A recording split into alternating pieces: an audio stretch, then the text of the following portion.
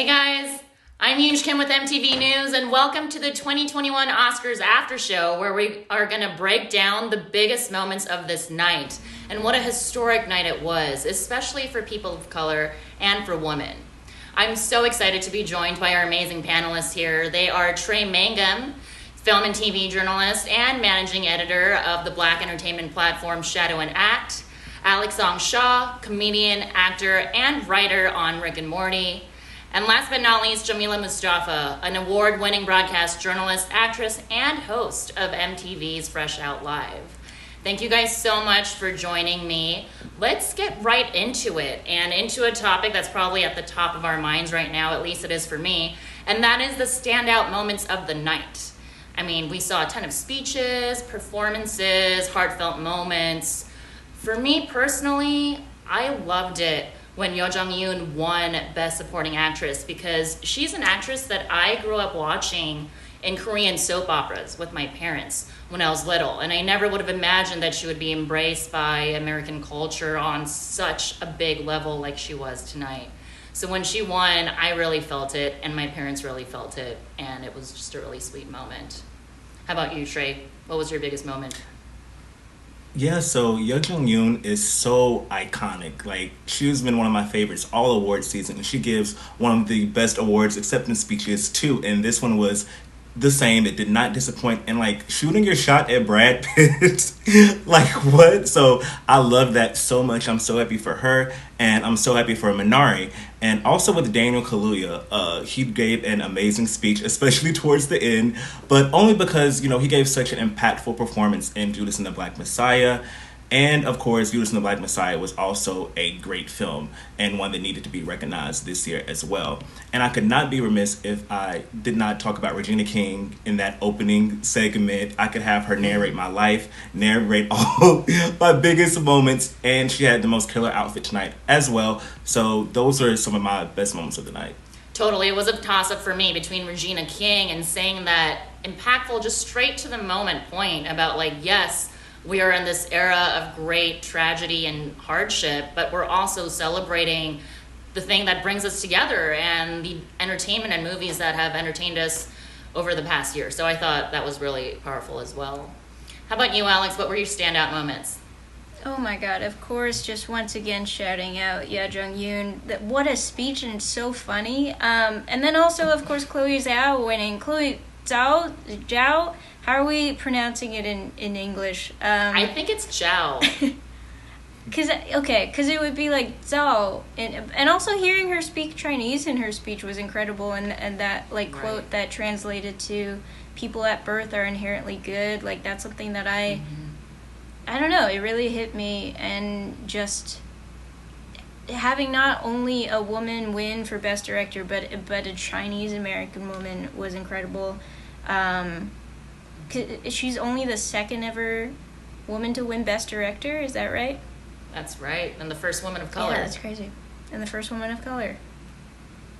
Yeah, that was epic. I mean, also, and hearing Korean with the director of Parasite just totally doing the whole thing in Korean without subtitles, I thought that was just, amazing. Very good for representation. How about you, Jamila? What were your standout moments? Oh my goodness. The entire show was a moment. I think Jesse Collins did an incredible job with the Oscars and his team. But I have to say, Daniel Kaluuya for Best Supporting Actor, when he talked about it's not just what they do, but it's who they are. The speech was authentic. He's from the UK, London, so you got a little bit of that in the speech when he was like, you hear me, and I was like, I hear you loud and clear. I hear your entire speech, and I'm with you. Again, I also want to say, although this is a night of escapism, I also think that it's good to pay homage and to honor those fallen stars and those fallen heroes. So I really loved the tribute and paying homage to those who are no longer with us. I thought that was a very special moment, and I thought that it was very classy of the Oscars to do so.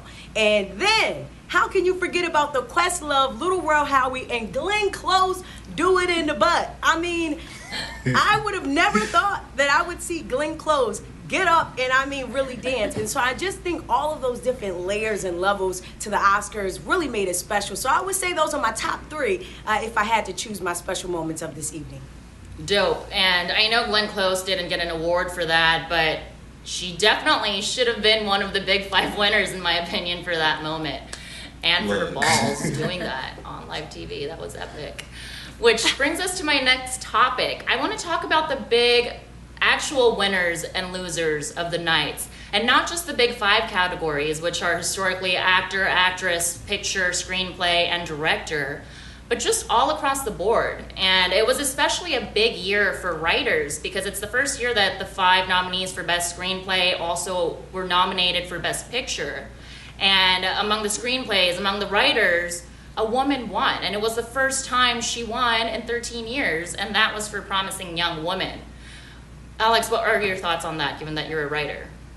Yeah, insane that it's been 13 years since a woman won. An incredible win for Promising Young Woman and Emerald Fennell. Also, so great to see the Lucas brothers there. Some New York comedians who've made it to the Oscars.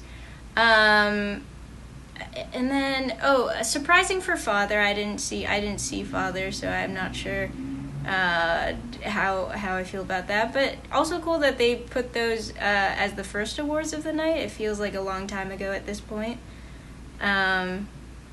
Totally. Yeah. Do you think it means anything that like the 5 screenplay nominees were also nominated for Best Picture, or is it just a coincidence? No, that does feel significant this year, especially that it's not just like, oh, it aligns with the best directors. It's like, oh, the writing actually mattered. The writing drove the stories this year, rather than just overlooking that part. Right, and maybe it means like people are actually listening more for the storyline versus some of the other things that won big in previous years, like visual effects or like the drama or the action. Mm-hmm. Jamila, what about the snubs or the losers? What were your thoughts on that? Like, who really did not get what they deserved this year? I mean, you can't talk about epic speeches. I think the greatest thing that I took away from one particular speech, and once I say this line, you guys will know who I'm talking about, and looking at the awards as we're not competing against each other, right? I'm the best in my film in this category, and I won. When it comes to that, even me personally, I never think I'm in competition with someone else, you know. And I've done sports, I've done pageants. A true competitor knows that you're only competing against yourself. And so when it comes down to snubs, like I said, you know, we can go down the list from you know, I think a snub and a win, right? A bittersweet moment was when you have Daniel Kaluuya and Lakeith in the same category, and I know Twitter was in an uproar, right? And they were saying, why wasn't Daniel nominated for Best Actor? Or why wasn't Lakeith nominated for Best Actor? You put them both in the same category, right? 2 dominant actors, and so one is bound to win. And so, you know, Daniel Kaluuya was humble enough, and they have a great relationship on screen, off screen, to where he shared that moment with Lakeith, but you know, I thought that Daniel should have been nominated and even could have won. Anthony Hopkins is a brilliant actor, and I tip my hat off to him in that category. You look at Andra Day, who completely transformed. I had a chance to talk to her leading up to the film's release about her complete transformation. And when you talk about being a method actress, and this is her first role, her breakout role, she has a long history ahead of her, but she dedicated herself to that role. She's just as deserving as Andra Day. This could have been a posthumous award for Chadwick Boseman. So I can go down the line of snubs and winners, but I think everyone who was nominated deserved to be there, and the winners deserve to win. You know, it's no good for me to say you deserve to win and you don't. Who am I? You know, I would love to be nominated for something, but you know, I'm there to just appreciate the art. So yeah, that's my thoughts on the snubs and the wins of the evening. Totally good point, especially with Daniel and Lakeith being in the same categories, like you mentioned. Like, I read into that, and it's something, it has to do with something about the fact that the movie has so many storylines that they didn't want to choose one main actor and make Daniel Best Actor, which, you know, he probably could have won. Like, I didn't see The Father, and I know, like you said, Anthony Hopkins is a great actor, But also, why did they have that at the end after Best Picture? Like, whose idea was that? That's the top category. That's the top category. You know they got to save it. They got to save it after they do it in the butt when everybody was hyped. You know what I mean? They're like, oh, let's throw this one on there like Salt Bae. It was like, woo. Yeah, like it was crazy. Right. Trey, what were your thoughts on that? Or any of the other winners and losers? So yeah, Anthony Hopkins is like undoubtedly one of the best actors, you know, of all time, and he gave a very magnificent performance in The Father. It's just interesting that, you know, Chadwick Boseman went through most of award season, and you know, that seemed like his award to lose. And then, like you said, it was positioned near the end of the program where you thought it would be like some type of nod to Chadwick, as opposed to having, you know, Nomadland win Best Picture at the end, and it was Best Actor, and then it just felt kind of off for me, especially the year we've been in. But again, Anthony Hopkins, you know, definitely deserved to win as well. But I want to talk about, no shade to My Octopus Teacher, but this was one of the strongest documentary categories in recent years. You had things like Collective, you had things like Crip Camp, you had things like Time, which would have been my pick to win, and it just felt kind of weird, again, for this film to win an award like this at this moment. But overall, I didn't think there were too many stuff. Like, everyone seemed like they deserved to win, and like, you know, I was counting Viola Davis or Andra Day to win Best Actress, but once you see when Nomadland won, and then those awards, you know, it seemed like that Frances could end up getting it, and she did. So not too surprising, but there are a few where like, this does seem kind of off. At the end of the day, you know, what is a snub? You know, right. And also, I heard Anthony Hopkins is the oldest winner to ever win Best Actor, which in itself is really poignant. Wow. I think, especially, you know, coming in the midst of the pandemic, when we lost so many older citizens, when we really started to, I guess, as a society, look at senior citizens and older people and respect them more. Maybe it's in line with that as well, the fact that he won over some of the others that people assumed would be winning. And it's hard for me to consider him a senior citizen. I don't know if Anthony Hopkins, you keep saying, and it was like senior citizen. To me, I mean, Anthony, listen, he's on screen. I don't know. Maybe age category wise, he might be able to get the discount. But I don't think that Anthony Hopkins, I think he has a long time ahead of us. Listen, he just won the Academy Award tonight. I right. think that if anything, he's aging backwards. As they say, what is it? The 60s, the new 40. He's aging totally. The costume. Apparently. Look at Viola Davis. She was wrecked tonight. She was. Look, she Honestly, was. I think Black woman won in the outfit and style categories tonight. And not just like the literal award that was given to Black stylists, but all across the board, the people who showed up, it was amazing. And also, Zendaya's glow-in-the-dark moment, like, it was iconic. And Trey, you brought up a good point about Nomadland also that I wanted to go back to. Nomadland won so many awards. It won Best Director, Frances McDormand won for Best Actress, it won Best Screenplay. Like, I watched it, I really liked it. It also, like, I like fast-paced movies, so, you know, and Nomadland isn't so fast. But I also get why it was so popular. Alex, why do you think it resonated so widely? I think I feel similarly in that I think it's such a huge win for, a woman of color to have won not just Best Director but Best Picture. I also just liked it okay. I'm not the one deciding, you know. I guess it resonated also because it was such a feat in filmmaking. The fact that they, casted day of and cast real-life people, non-actors, and really immerse themselves in this kind of, forgotten part of America. Like, as much as it is Chloe Zhao is Asian American, this is also very much an American film, and I feel like that also must have played into it of just it's such a nod to America. Totally. And it highlights Amazon workers. In a year when literally we depended on Amazon workers to survive. So I think that also might have resonated to some degree. I don't know how much y'all, were using that or looking for those similarities. But I find like a lot of times the movies that win, like their trends reflect the trends of real life of the past year. Like the fact that so many nominees of color were also nominated. Like, this was a historic Oscars. 9 nominees of color in 20 performance categories. I think it is the most diverse Oscars that we have seen, which brings to mind, the hashtag that was trending a couple years ago, Oscars so white. Jamila, do you think, are the Oscars so white? And like, where are we now with that? Did, the racial protests of the past year affect what we saw tonight?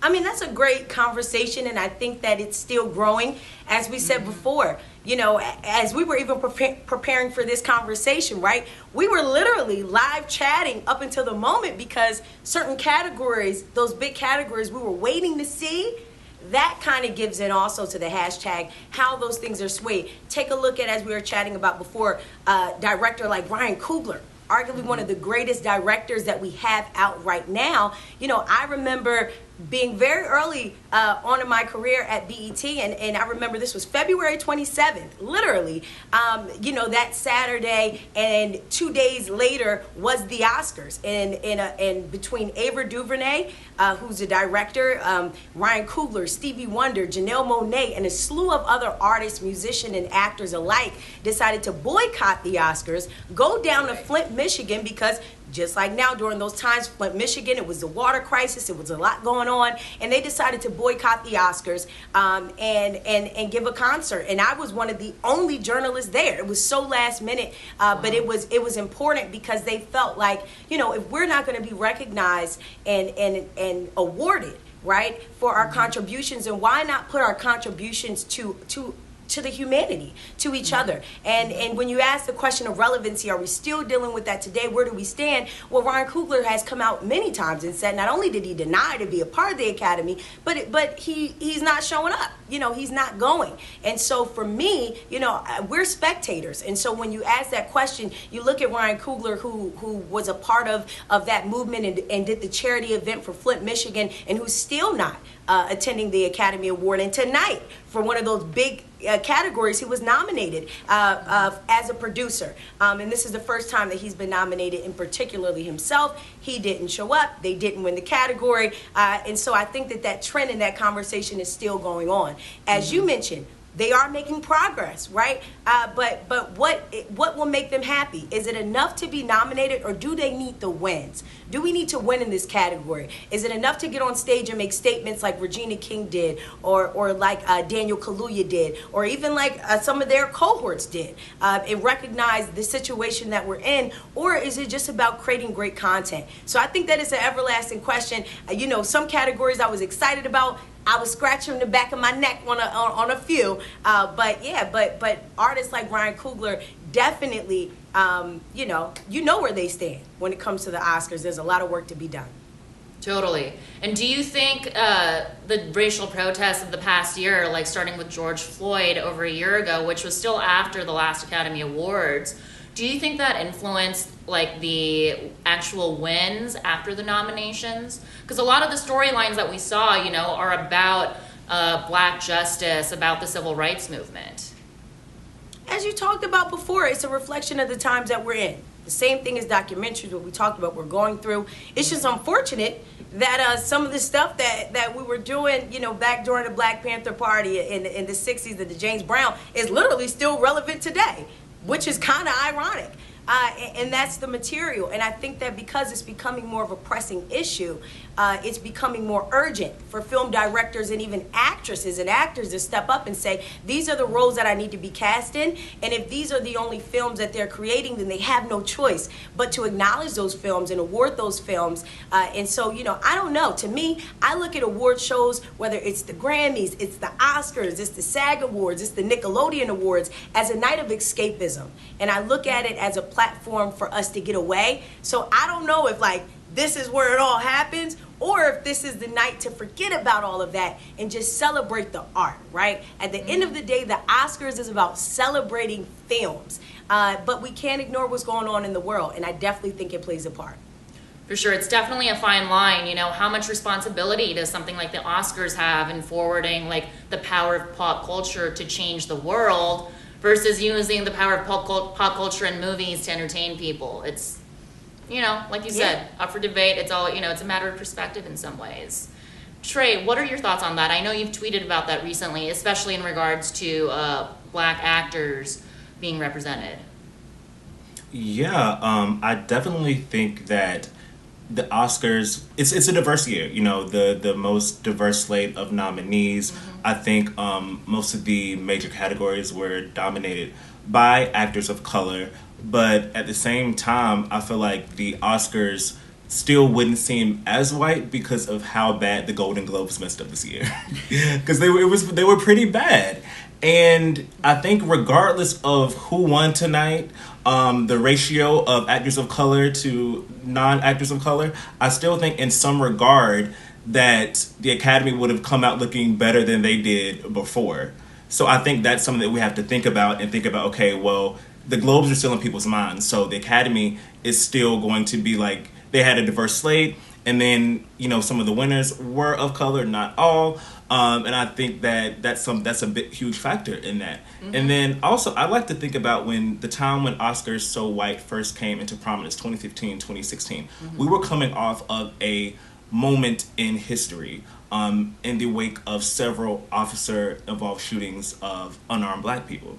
And we're kind of in that same point right now, coming off of the summer, having all of those protests and all of these protests kind of influencing the narratives that we're seeing on screen. So I don't even really know whether I'd say things have changed or they've not changed, but it's just interesting to make that parallel between, you know, this big moment a few years ago and a big moment that's happening now, and kind of looking at the differences. Yeah, the Oscars aren't as white then, but, you know, the narratives like Judas and the Black Messiah and other projects, you know, were they, you know, awarded justly or rightfully as they could have been? It's just food for thought when you're thinking about what does diversity actually look like? Does it look like, you know, people getting nominated? It's like people winning? Does it not even matter? Like, how do we even look outside of this system to see how we honor these projects? So it's just something to think about, I think.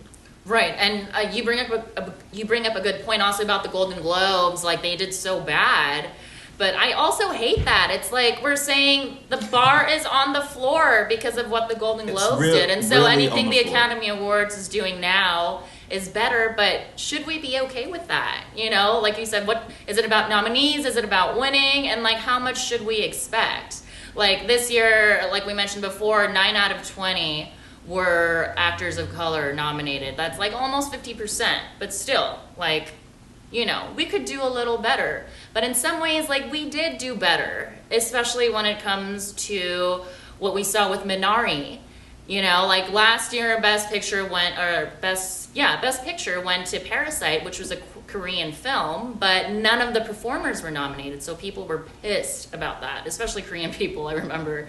But this year, you know, Minari's performers were nominated as well, and Yo Jung-yoon won Best Supporting Actress. So Alex, what do you think this says about Asian representation, and does this mean Oscars isn't so white anymore? Well, I do think it's a huge improvement from last year, because Parasite winning Best Picture and none of the actors getting nominated just spoke to like, you can recognize this as some technical feat, but not the humanity of these people who like brought the story to life. So Stephen Yeun and Yo Jung-yoon getting nominated this year is huge. And Yo Jung-yoon winning and us getting to hear such a funny speech where she joked about meeting Brad Pitt and that she was working hard for her sons. It was just such a moment that like, this is broadcast and everyone gets to see the humor of an older Asian woman that you might not get to see usually, but you should. So yeah, that's huge that we got that this year. I still don't think like we should settle for like, we did it, we solved it. This is like 1 out of 93 Oscars, but it's a positive direction for sure. Totally, and I think she's the first South Korean actor to win any Oscar, and that's especially poignant now in a time of anti-Asian sentiment and hate in general to see more actors and performers of color being honored and accepted. So Yeah. it's, you know, And also Stephen Yeun and Riz Ahmed were the first Asian actors ever nominated for Best Actor, weren't they? yes. Yeah. Like 10-year-old me would have been so excited to see what we're seeing now. And so it's happy. And not to get like all of a sudden negative, but let's get a little bit feisty for our last few minutes, for our last segment. We're gonna play Come At Me, and this is where y'all give one unpopular hot take from the night. Mine is, I thought the Oscars were boring this year, but I prefer that, like being boring and diverse, to what we've had in previous years, which might have been a little bit more entertaining, but less diverse. Alex, how about you? What's your Come At Me?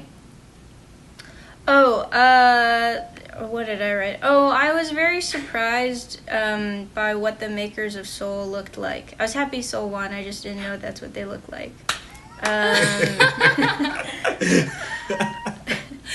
Do you want to elaborate what you You and mean me by both, that, girl. or You and you me don't both. want to go there? It's up to you. I don't know, I just, them thinking, how jazz can save felt very La La Land, but they did have black artists who helped them make the film, so that's okay. Also, Okay. the one, redeeming part of Mank winning, I thought was, I like that the production designer thanked her wife. I didn't know she had a wife, so that's cool. That was definitely very sweet. How about you, Trey? What is your Come At Me?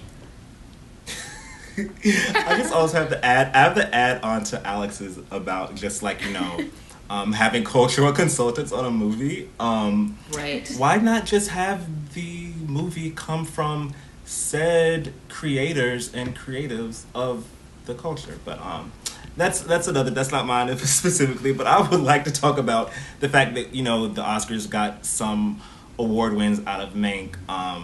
Wasn't too sure why, but they did anyway. And they were back to back. So shout out to them for getting some award wins in. And one more I'd like to say is I will always die on the hill of Zendaya. She should have been in the Best Actress crowd for this year, but it was such a tight category. But I think she could have been in. But shout out to all the people in the category, especially Viola and Andrew Day. But yeah, I think we needed some more love from Malcolm and Marie. Mm-hmm. Yeah, I definitely feel that as well. And Zendaya could have won an award just for that dress itself, the yellow dress that she wore. Absolutely, absolutely. Jamila, how about you? What's your Come At Me moment? How ironic you guys say that.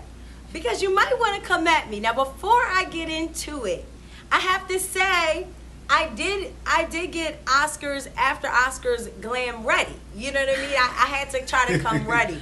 And that is what I expected from all the stars tonight. Now, Twitter, my fellow panelists might have to come at me. Because there were some okay looks.